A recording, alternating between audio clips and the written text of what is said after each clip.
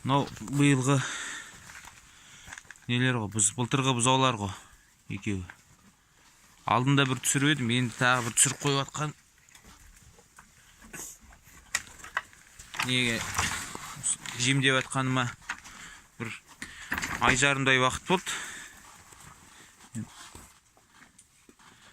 Осы баспақтардың несін салмағын қалай білуге болады екен?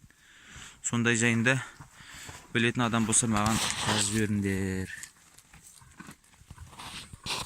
Қазір мынандай етіп екеуіне шөп салып қойып жүрмін. Сосын мынандай кебек араластырып, тұз араластырып, мынандай жем салып жүрмін. Соңғыда жемді де аз жеп жүр.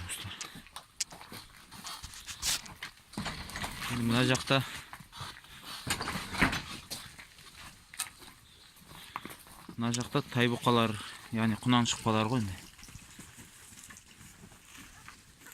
Бұлар кішкене, бұларда результат бар сияқты.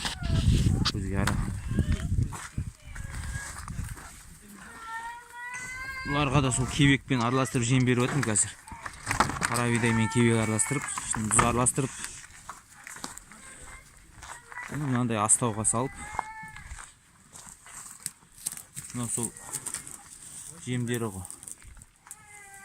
Кезектесіп жемдерін жейді. Астарын қазір тазалап тастаймын. Күнделікті астарын тазалап тұрам.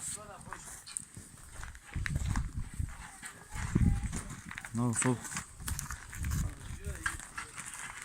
алдыңғысына қарағанда кішкене түпа-түпақ қосқан ғой.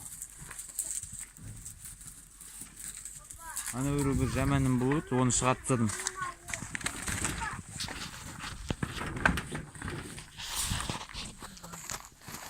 Мына жақта мына жаманды шығарып тастадым алдында.